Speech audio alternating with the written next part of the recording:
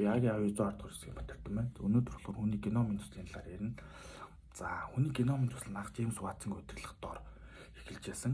За энэ нь болохоор анх тухайн үед болохоор эрдэмтэд нь бүгд тус тусдын лабораторидоо хүний геномын талаар судалдаг байсан бол за Джеймс Ватсон энэ тогтолцоог харж өгснөөр за тухайн үеийн одоо нэрт молекуляр биологчид болон биологчид хим физикчдийг цуглуулснаа. За энэхүү том төслийн эхлэлийг тавьж өгсөн байдаг. За энэхүү том төслийн эхлэлийг мөн тухайн одоо засгийн газар бол их баригчид дэмжиж өгснөөр за томрох шалтгаан болж өгсөн байдаг. За дараа нь болохоор үйл ажиллагааны хөвсөл за тухайн үед болохоор геномыг эрдэмтдтэй болохоор гар аргаа бичиж өгдөг байсан байдаг. За энэ нь болохоор маш тэр үедээ удаан байсан бөгөөд цаг хугацаа алдаж өгчсөн. За тэгэхэд тухайн геномын гар бичгээс бид нар компьютерээр агуулж шилжиж өгсөн байдаг.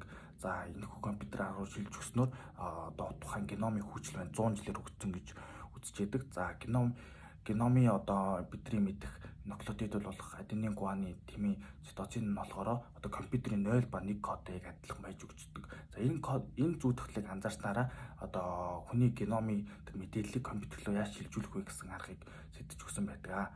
За тэгснээр болохоор бид нар компьютер руу шилжүүлэхдээ эхлээд биологийн тухайн өгөгдлийг файл руу шилжүүлж өгдөг. За файл руу шилжүүлсэн мэдээлэл болохоор одоо ДНХ-ийг ингээд манай компьютер маань нэгээр ингээд угсарч өгч яадаг. За тэгээ угсарсан мэдээлэлээ харьцуулаад за бид нар энэ хүний эрүүл геном нь ийм байна, өвчтөн хүний геном нь ийм байна гэд за тухайн харьцуулалтаа шууд дэмжиж өгснөөр одоо геномын үйл ажиллагаа түүхийг илүү хурцгаж өгч яадаг. Шеринг буюу дараагийн явдлахаар өгөгдлийг гений өгөгдлийг хуваалцах гэсэн арга хэмжээ авч өгсөн байдаг.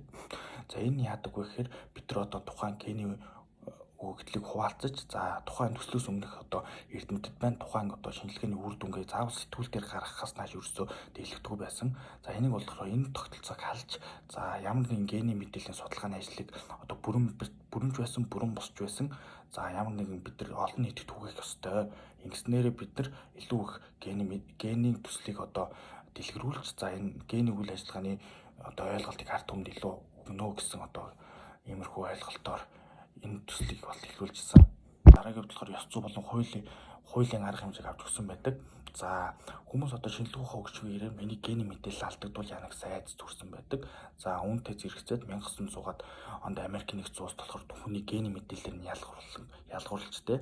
За чиний гений мэдээлэл муу учраас чи хүүхэд төрүүлэхгүй чи ийм ажлын байранд орохгүй гэсэн одоо иймэрхүү асуудлууд гарч ирсэн байдаг. За иймэрхүү асуудлыг болохоор тухайн төслийн багийнхан яаж шийдсэн бэ гэхээр за хууль эрх зүйн байгууллагын тусламжааг маш сайн авч за өөрсдийнхээс хуульчд болон өмгөөлөгчдийг том авч за ингэснээр болохоор ялгарлан гадуурхалтаар зогсож өгсөн байдаг.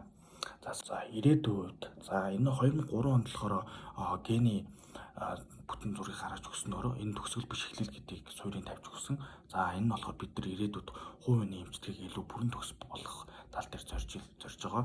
За энэ нь болохоор одоо зүрхний даралт хэсэг болон одоо чихрийн шижин болон одоо тухайн хувийн өвчнийг илүү судалсан геномын мэдээлэлээр хослуулан эмчлэх гэсэн арга яригдчихэж байгаа бол за дараагийн хувьд болохоор хүүхэд төрөөд эмнэлгээс гарахтаа одоо чиптэй гарах гэсэн ойлголт ирээдүйд яригдах болно. За энэ нь болохоор яах вэ гэхээр хүүхэд эмнэлгээс гарчаад за тэгэхэд тухайн өөрийн геномын мэдээллийг агуулсан чиптэй байна. За чипнийхаа тусламжтайгаар бид нар хүүхдийг ямар онцлогтой яг ямар өвчтөнд илүү өртөмт хийвэ гэсэн мэдээллийг одоо авч одоо тэрэн цаашлаад өөрийнхөө нэмжлэгийн болон амьдралд хэрэгтэй гэх ийм агуулгаар болохоор ирээдүйд ийм ажил хийгдэх төлөвлөгөөтэй байгаа гэж бичлэгнээр гарсан байна.